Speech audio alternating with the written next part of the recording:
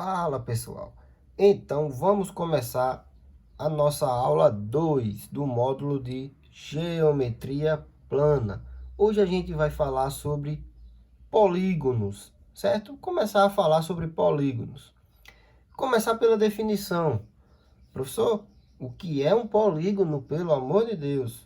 Gente, a definição de polígono é o quê? É uma linha fechada composta por segmentos de reta que não se cruzam. Professor, não entendi nada disso aí. Então, vamos analisar isso aqui, ó. Se eu desenhar essa figura aqui, em vermelho, certo? Isso é ou não um polígono? Analisando pela definição. É uma linha fechada. O que é uma linha fechada? Que começa em um ponto, anda e termina no mesmo ponto. Beleza, é uma linha fechada. Composta por segmentos de reta. Isso. Todos esses tracinhos aqui são segmentos de reta. Não tem nenhuma curva. Beleza, professor? E não se cruzam. Esses segmentos de reta, pessoal, eles se cruzam em algum local aqui? Não, não se cruzam. Então, isso é, sim, um polígono. Tranquilo? Isso é um polígono. Veja, eu vou desenhar outra figura aqui. Isso é uma linha fechada? É uma linha fechada, sim. Porque começa em um ponto, anda, termina no mesmo ponto. Ai, mesmo, né, professor? Então isso é um polígono também, professor? Não, porque calma aí. É uma linha fechada, composta por segmentos de reta. Só que, cara, elas se cruzam, né? Ó? Elas se cruzam, então isso não é polígono. Ah, professor, então para ser polígono, basta não se cruzar e ser uma linha fechada, composta por segmento de reta. Isso, cara, isso sim é um polígono. Por exemplo, esse aqui, certo? Então, como tudo na matemática, é classificável, né? Então, vamos classificar os polígonos quanto a ele ser convexo e não convexo. Vixe, professor, começou. Calma aí, cara, é bem simples. Quando é que um polígono vai ser convexo? Cara, um polígono convexo são todos nesse estilo aqui desse polígono da esquerda, certo? Veja, como é que eu sei que um polígono é convexo ou não? Basta eu traçar qualquer reta dentro do polígono e ela fique inteiramente dentro da região limitada por esse polígono, certo? Por exemplo, eu tracei a reta que vai desse ponto até esse ponto, certo? Essa reta ficou inteiramente dentro desse polígono? Ah, professor, ficou, ela está todinha aí dentro. Tranquilo. Pessoal, existe alguma reta que eu possa traçar nesse polígono em que ela não vai ficar inteiramente dentro dele? Cara, nesse caso aqui não. Qualquer reta que você traçar vai ficar inteiramente dentro desse polígono. Não existe uma possibilidade em que essa reta fique fora do polígono. Não tem como. Então, sempre quando isso acontece, a gente chama esse polígono de convexo. Ah, professor. Então, o polígono convexo é aquele em que eu traço qualquer reta dentro dele e ela fica inteiramente na região limitada pelo polígono. Isso, exatamente. Você vai entender melhor a diferença quando a gente fizer para essa bandeirinha de São João aqui. Bandeirinha de São João é um polígono? É um polígono. É uma linha fechada, composta por segmentos de reta e não se cruzam. Porém, veja, ela é classificada como um polígono não convexo. Professor, eu já estou percebendo aqui, ó. Pega esse, certo? Pega um ponto, pega outro ponto aqui dentro do polígono. Vamos traçar eles? Vamos.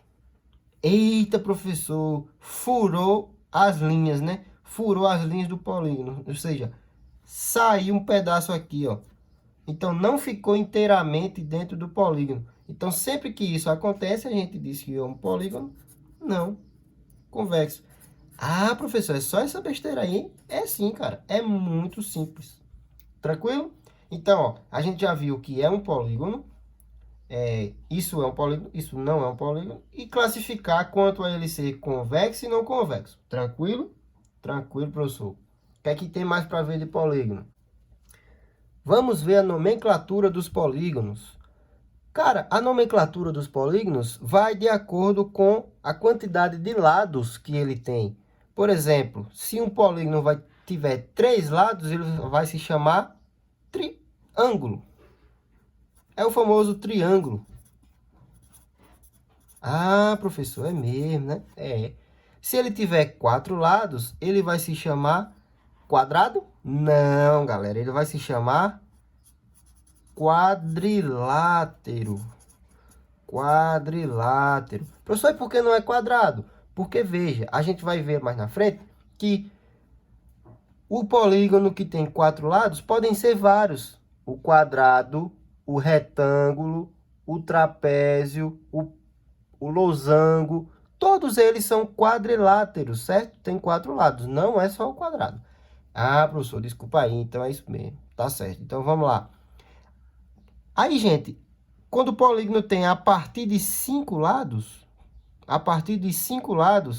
vai se chamar assim, ó, pentágono, hexágono. É só colocar esse gono no final, certo? Pentágono, hexágono, heptágono, octógono. Lembra lá do UFC, onde ficam os lutadores? A gente chama, né? Ah, eles estão no octógono. Às vezes não sabe nem por que chama isso. Porque simplesmente ali é um polígono. Aquela região é um polígono que tem 8 lados. Por isso que chama de octógono. Eita, professor, que massa, ó. É matemática. Então, ó, octógono, 8. 9, eneágono, 10, decágono. Tranquilo? Até o 10 é assim, decágono. Quando chega no 11, ó, a partir do 11, o 11 não é um lado a mais do que o 10? Beleza. Então, ele vai se chamar um decágono.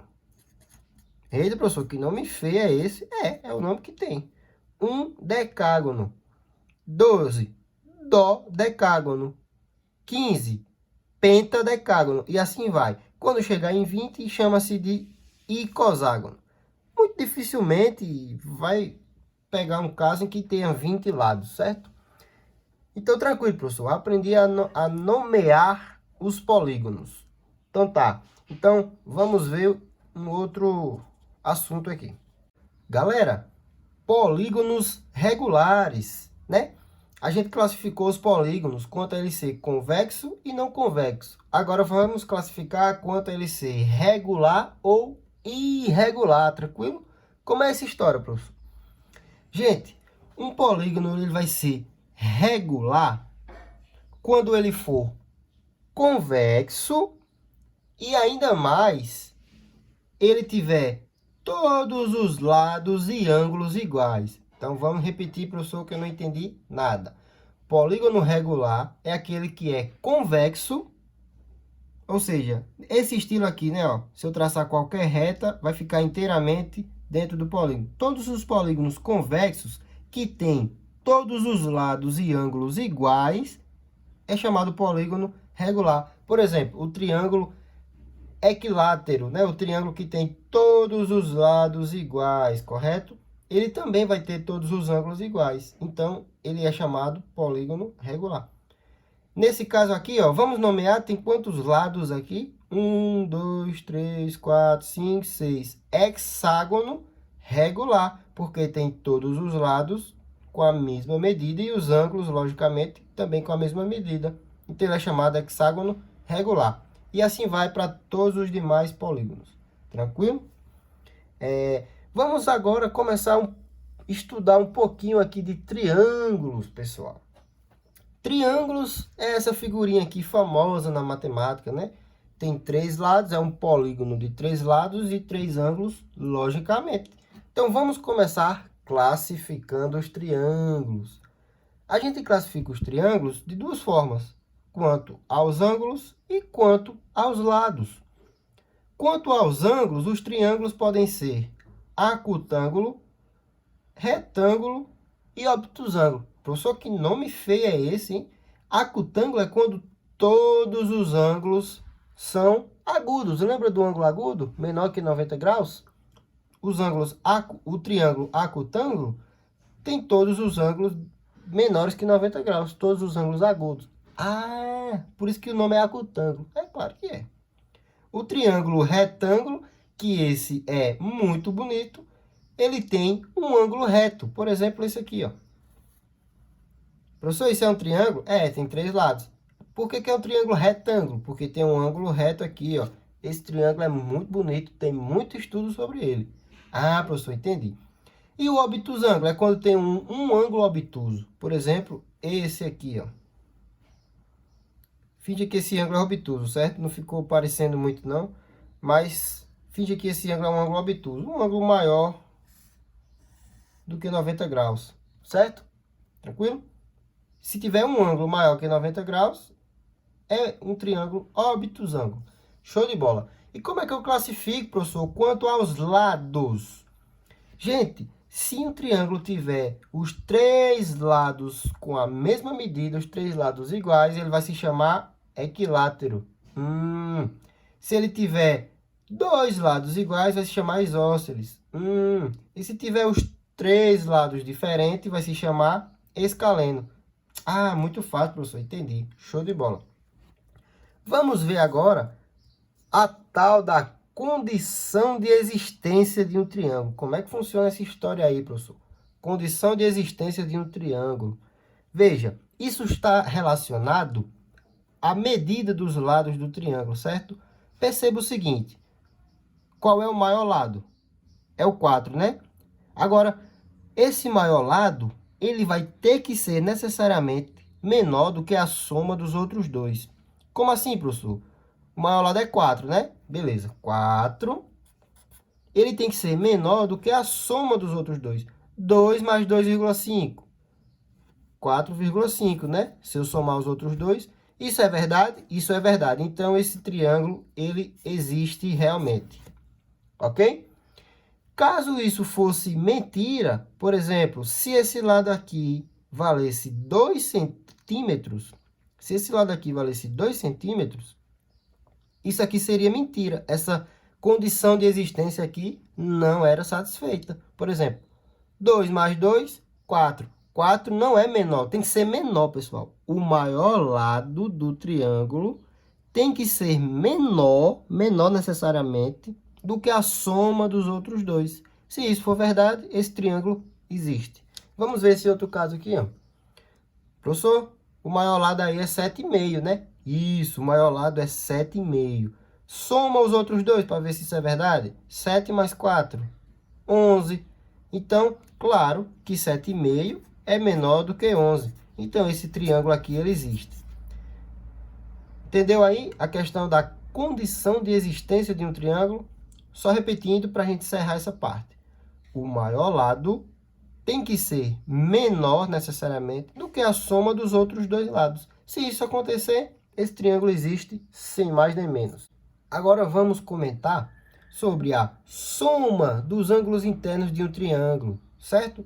Por exemplo, um triângulo, obviamente, ele tem 3 ângulos.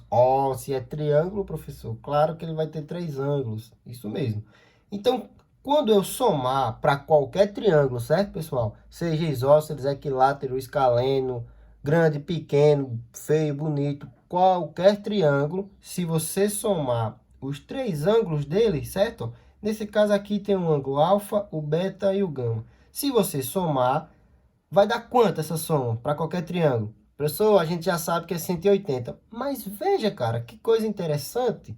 Vamos passar uma reta passando pelo ponto A e paralelo à base do triângulo aqui CD, correto? Você percebe que, ó, ficou uma reta paralela à outra e essa aqui transversal. Ah, professor, é verdade, olha aí, ó. 2 retas paralelas e essa aqui, ó, do lado AB, transversalmente. Entendi. Então, o que é que acontece? Esse ângulo beta e esse aqui, ó, lembra lá que eles são alternos internos, eles têm a mesma medida. Então, aqui também é o ângulo beta. Agora olhe essas duas retas paralelas e vamos prolongar essa reta AC agora. Ah, professor, novamente, retas paralelas cortadas por uma transversal. Veja que aqui é o ângulo gama. Ele é alterno interno com esse aqui, que aqui também vai ser gama. Concorda? Eita, professor, agora eu estou olhando para aqui, ó. Se eu somar gama com alfa com beta, vai dar 180. Por isso, cara. Então, ó, se eu somar os três ângulos de um triângulo, né? A soma dos ângulos internos de um triângulo, alfa mais beta mais gama, sempre vai dar 180 graus. Entendido aí, pessoal? Show de bola. Tem mais, professor? Tem, vamos lá. Ângulo externo. Ei, professor, agora começou a complicar. Que é isso, cara? Ângulo externo é mais fácil ainda. Perceba, o que é um ângulo externo de um triângulo? Então, a gente tem nosso amiguinho triângulo aqui. Beleza? Temos dois ângulos internos mostrados, o alfa e o beta, ok? O outro ângulo interno é esse aqui, que a gente vai chamar de y, certo? Esse y é outro ângulo interno. Ângulo externo é esse aqui, ó, o x. A gente prolonga esse lado aqui, certo? Aí, o que falta para chegar em 180 graus a esse ângulo y é o que a gente chama de ângulo externo. Por exemplo, x é um ângulo externo. Se eu inventar de prolongar essa reta aqui, esse aqui, sei lá, z, vai ser também um ângulo externo. Só que ele vai ser suplementar a alfa. E se eu inventar de prolongar essa reta aqui, esse outro ângulo W, ele vai ser outro ângulo externo, agora suplementar a beta. Concorda? Então, como é que funciona essa história? Veja, ó, perceba. Você concorda que se eu somar ó, y mais alfa mais beta, certo? Os três ângulos internos, y mais alfa mais beta, vai dar quanto? Vai dar quanto? Isso, meu garoto, 180. Beleza. Professor, onde é que você está querendo chegar? Você entendeu isso aqui? A soma dos ângulos internos vai dar 180. Ok. Mas, ó, veja, vamos analisar o x e o y. Você concorda que se eu somar x mais y, também não vai dar 180, não é isso? É isso. X mais y vai dar 180. Beleza. Então, vamos lá. Vamos substituir. Vamos isolar o y aqui, ó. Vamos isolar o y. Y é igual a 180 menos x, não é isso, pessoal? 180 menos x. É isso. Então, vamos substituir nessa equação aqui. Professor, o que é que você está fazendo aí? Calma que você vai entender. Simplesmente somei os três ângulos internos, que é igual a 180. Isso aí eu entendi, professor. E se eu somar x mais y, também vai dar 180. Isso aí eu entendi também, professor. Então, eu simplesmente isolei o y aqui e substituí nessa de cima. Vai ficar como? Vamos lá. O y aqui é em 180 menos x. 180 menos x mais alfa mais beta vai dar igual a 180, né? Isso, professor. Se substituir isso aqui, vai dar exatamente isso. Agora, vamos fazer o seguinte. Vamos passar esse x que está negativo para o outro lado e esse 180 para cá. Perceba que vai ficar esse 180 aqui, menos os 180 de lá, mais alfa mais beta, não é isso? Mais alfa mais beta, vai dar igual ao x que eu passei para o outro lado. Olha, olha, 180 menos 180, tchau. Ficou com isso aqui, ó, que x é igual a alfa mais beta. Eita, professor, o que é isso aí, hein? Vamos analisar. Ó, x é igual a alfa mais beta. Quem é x mesmo, professor? É o ângulo externo, certo? Alfa e beta. Veja, quem é o ângulo suplementar a x, ó? Não é o ângulo interno y? Beleza. Então, esse ângulo x ele vai ser a soma dos outros dois ângulos internos, certo? O mesmo vale para z. O z ele vai ser a soma desses outros dois ângulos internos aqui, ó. O z é igual a y mais beta. E o w é igual a alfa mais y. Basta somar os outros dois ângulos internos que você acha um ângulo externo aqui. Deu para entender? Beleza, pessoal. Então, com isso, a gente encerra a aula 2. Nos encontraremos na aula 3.